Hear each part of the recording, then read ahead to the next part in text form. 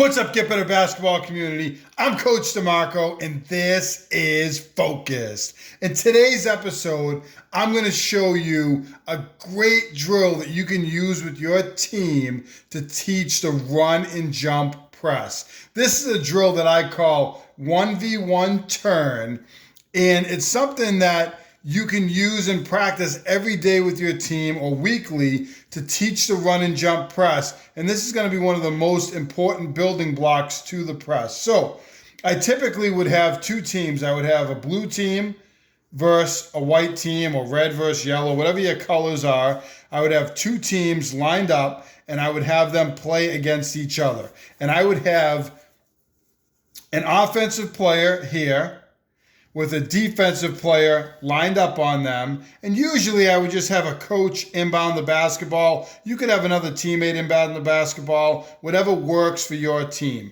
This offensive player is going to work to get open. We typically tell them they don't want to catch the ball in the corner. That could be a trap spot. The defender is going to deny them the basketball. Now you could have them face guard. We used to tell our offensive players they weren't allowed to go long in this particular drill. You could build that in as a stipulation. If you do, obviously the defender would be in this spot. So you could do either way you want depending on what you're trying to work on. Face guard, not face guard. Doesn't matter. It's up to you and your team and what you're trying to accomplish. But this offensive player is going to work and they're going to get open and they're going to get the basketball, whether that's from a coach or from another teammate. So we're going to have our offensive player here with the basketball with our defender on them. I like to go from this lane line to the sideline until we get to half court.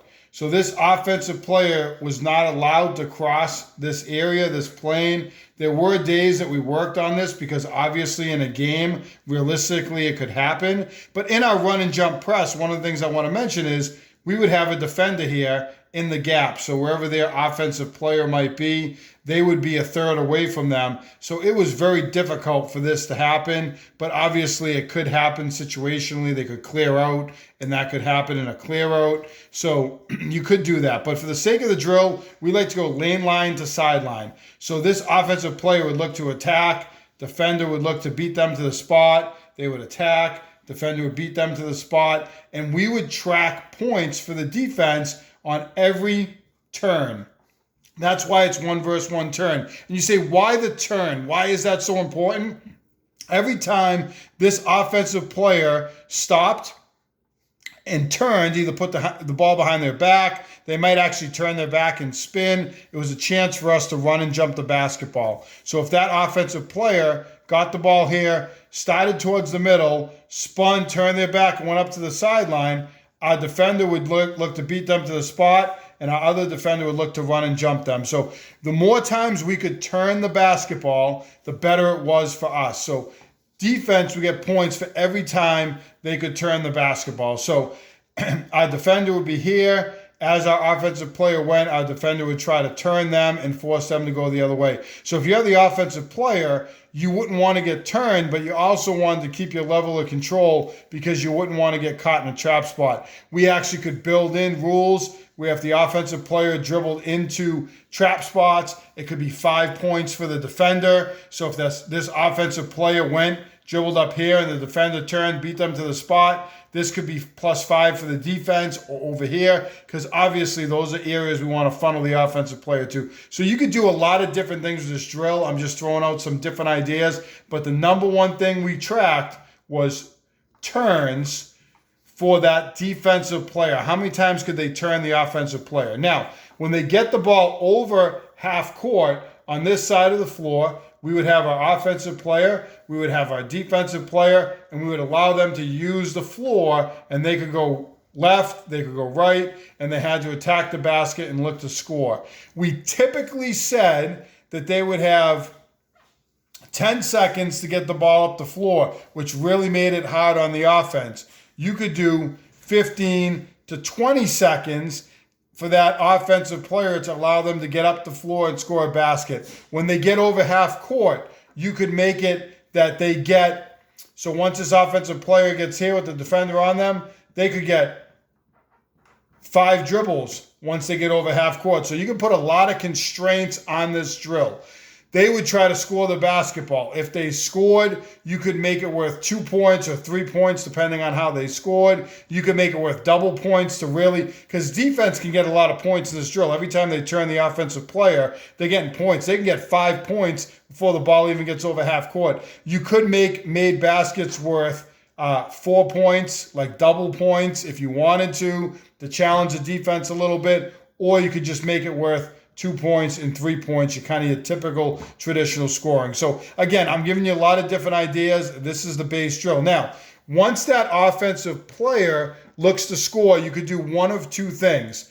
The defensive player could then rebound the basketball and immediately attack against this offensive player who, again, would try to turn them and beat them to the spot. Or you could have your coach, it could be the same coach that was on the other end of the floor, get the ball out of the basket on a rebound. And now your defender, I'm just going to keep them as the D player to make it simple. And your offensive player now is on your defense here. And they would look to get the basketball. Your D and your O would now come and play defense. And then it would be the same thing going the other way on the floor. So different ways that you could work it. If you, as we come down this end of the floor, if you were to have your offensive player with your defensive player here, we would have other defensive players down here, 3 or 4 players, 5 players. We'd have other offensive players ready to go. We'd go for like 5 minutes with the defense and then flip it to offense. Or you could say every player is going to defend one time, and then we're going to flip O and D, and we're going to keep track of score. To make it easier, obviously, we would have a white and a blue team. So we'd say white, you're on offense, blue, you're on defense. After 5 players go, we're going to flip our offense and our defense, and we're going to attack the other way. So couple of coaching points. Again, we would typically have somewhere from 10 to 15 seconds for the offense to get the ball up the floor. The defense is going to score on turns. Every time they can turn the basketball. The defense could also score on a steal. They could score on a stop. So defense can get a lot of different points. The offense could score on a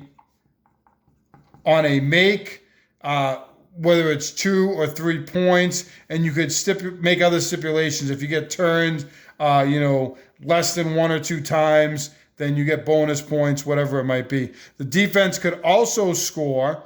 One of the other things I should mention is the trap spots. We talked about this.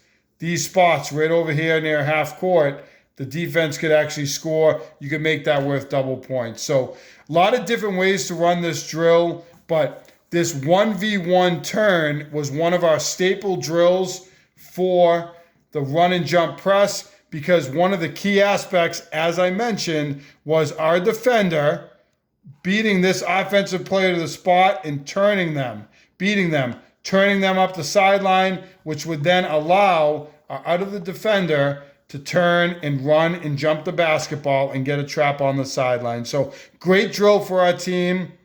If you use the run and jump press, you could certainly use your sort of traditional 1-versus-1 defending drills where you go the length of the court and they just defend. But this was really competitive because on the other end of the floor, the offense was looking to score the basketball, and then defense turned to offense, and you came the other way. So we put 5 or 10 minutes on the clock. We would compete offense versus defense, and this was a great drill for our team. So 1v1 turn, if you run the run and jump press, this is a drill that you want to use with your team. If you like this video, make sure you hit that like button down below, turn on your notifications, and subscribe to get better basketball on YouTube.